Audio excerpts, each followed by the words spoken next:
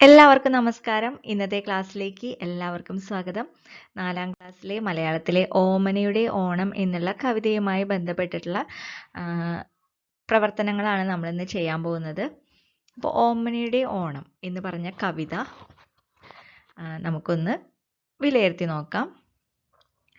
മഞ്ഞക്കോടിയുമായെന്നച്ഛൻ പൊന്നോണത്തിനു വരുമല്ലോ, കരിമുകിൽ മൂടിയ വിണ്ണിൻ വെളിച്ചം കാവടി തുള്ളിയണഞ്ഞല്ലോ. അപ്പോൾ മഞ്ഞക്കോടിയുമായിട്ട് അച്ഛൻ പൊന്നോണത്തിന് വരും എന്നാണ് ഓമന പറയുന്നത്. കരിമുകിൽ മൂടിയ വിണ്ണിൻ വെളിച്ചം, അതായത് കരിമുകിൽ എന്ന് പറഞ്ഞാൽ എന്താ? മഴക്കാറ് അല്ലേ? ഒരു കാർമേഘം മൂടിയ വിണ്ണിൻ വെളിച്ചം, ആകാശത്തുള്ള ആ വെളിച്ചം കാവടി തുള്ളിയണഞ്ഞല്ലോ. പിന്നെന്താ, എന്തൊക്കെ കാര്യങ്ങൾ ചെയ്യണമെന്നാണ് പറഞ്ഞിട്ടുള്ളത്? മുറ്റം ചെത്തി വെടിപ്പാക്കേണം, പുത്തൻ പൂക്കളമെഴുതേണം, ഓണത്തപ്പനെ ഒത്ത നടുക്കായി ചാണം മെഴുകിയിരുത്തേണം. എന്തൊക്കെ കാര്യങ്ങൾ ചെയ്യാനുണ്ട്? മുറ്റം ചെത്തിയിട്ട് വെടിപ്പാക്കണം എന്ന് പറഞ്ഞിട്ടുണ്ട്. പുതിയ പൂക്കളം എഴുതണം. പിന്നെന്തൊക്കെയാ? ഓണത്തപ്പനെ നടുക്ക് വെച്ച് ചാണകം മെഴുകിയിട്ട് അതിൻ്റെ നടുവിലാണ് ഓണത്തപ്പനെ വെക്കേണ്ടത്. മഞ്ഞപ്പുടവയുടുക്കുമ്പോഴൻ ഭംഗി പറഞ്ഞാൽ തീരില്ല, തങ്കച്ചിറകു വിരുത്തി വരും ചെറുതുമ്പിക്കിത്രയും അഴകില്ല. അപ്പം എന്താ പറയുന്നത് ഓമന? മഞ്ഞപ്പാവാട, അച്ഛൻ കൊണ്ടുവന്നിട്ടുള്ള മഞ്ഞപ്പാവാട, മഞ്ഞപ്പുടവ ഇട്ട് വരുമ്പോൾ എൻ്റെ ഭംഗി കൂടും എന്നാണ് പറഞ്ഞത്. ഭംഗി പറഞ്ഞാൽ തീരില്ല എന്നാണ് പറയുന്നത്. അപ്പോൾ ആരുടെ അത്ര ഭംഗിയില്ല എന്നാണ് പറയുന്നത്?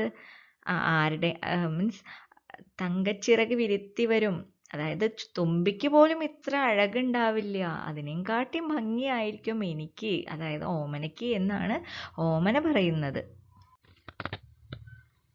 മുത്തുക്കുട പൊന്നാണെന്നാലും മുക്കുറ്റിക്ക് ഗമയില്ല, കോളാമ്പിപ്പൂ ചാർത്തിടുമോണ കോടിയും ഇതിനോടു പറ്റില്ല, മടിയിലിരുത്തി കുഞ്ഞിക്കൈകളിൽ ഉരുളയുരുട്ടിത്തരുമച്ഛൻ, കായ വറുത്തതു ഭരണിയിലാക്കി കലവറയിൽ വെച്ചമ്മൂമ്മ, ഓണസദ്യയതോർക്കുന്നേരം നാവിൽ കൊതിയൊടു പെരുവെള്ളം, മാമൻ കെട്ടിത്തരുമല്ലോ കിളിമാവിൻ കൊമ്പിൽ പൊന്നൂഞ്ഞാൽ, പഠിച്ച പാട്ടുകളെല്ലാം അപ്പോൾ പാടാനോർമ്മയിൽ വെക്കേണം, തൊട്ടാവാടിത്തൊടിയിൽ കിളിയാൻ തട്ടുകളിച്ചു തകർക്കേണം, ശർക്കര മാവിൻ ചോട്ടിലൊരോമൽ പച്ചില മെത്ത വിരിക്കേണം, മെത്തയിലങ്ങനെ ചാഞ്ഞു കിടന്നൊരു മുത്തശ്ശിക്കഥ കേൾക്കേണം. അപ്പോൾ ഈ ഒരു കവിത വായിച്ചപ്പോൾ നിങ്ങൾക്ക് അതിൻ്റെ ഒരു ആശയം മനസ്സിലായിട്ടുണ്ടാവും അല്ലേ? ഏറ്റുമാനൂർ സോമദാസൻ്റെ കവിതകൾ എന്ന കവിതയിൽ നിന്ന് എടുത്തിട്ടുള്ളതാണിത്. എഴുതിയത് ആരാണ്? ഏറ്റുമാനൂർ സോമദാസൻ എന്ന് പറഞ്ഞ കവിയാണ് എഴുതിയിട്ടുള്ളത്.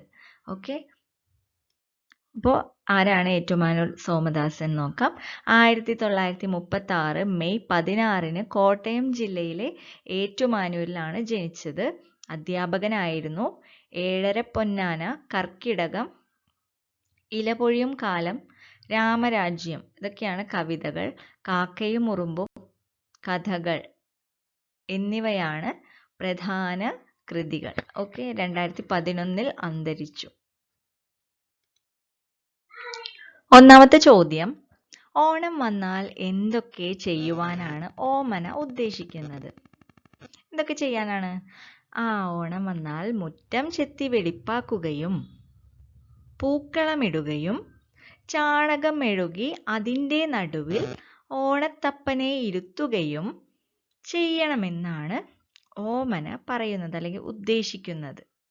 ഓക്കെ, അടുത്ത ചോദ്യം, ഓണക്കോടിയുടുത്താൽ താൻ എത്രത്തോളം ഭംഗിയുള്ളവളാകുമെന്നാണ് ഓമന കരുതുന്നത്? ഓണക്കോടി എടുക്കുമ്പോൾ തൻ്റെ ഭംഗി പറഞ്ഞാലും തീരില്ല എന്നാണ് ഓമന പറയുന്നത്. തങ്കച്ചിറക് വിടർത്തി വരുന്ന തുമ്പിയേക്കാളും അഴകുണ്ട് തനിക്ക് എന്നാണ് ഓമന പറയുന്നത്. അടുത്ത ചോദ്യം. അച്ഛനും മാമനും ഓമനയോടുള്ള സ്നേഹം എങ്ങനെയെല്ലാമാണ് പ്രകടിപ്പിക്കുന്നത്? അച്ഛൻ തന്നെ മടിയിലിരുത്തി ചോറ് വാരി തരുമെന്നും മാമൻ തനിക്ക് കിളിമാവിൽ ഊഞ്ഞാൽ കെട്ടിത്തരുമെന്നാണ് ഓമന പറയുന്നത്. അടുത്ത ചോദ്യം. ഓണം ചേർന്ന് വരുന്ന പദങ്ങൾ കണ്ടെത്തി എഴുതാം. ഓണക്കോടി, ഓണസദ്യ, ഓണത്തപ്പൻ, ഓണത്തല്ല്, ഓണക്കളികൾ, ഓണപ്പൂക്കളം, ഓണപ്പാട്ട്, ഓണപ്പൂവ്. ഇതൊക്കെയാണ് കേട്ടോ.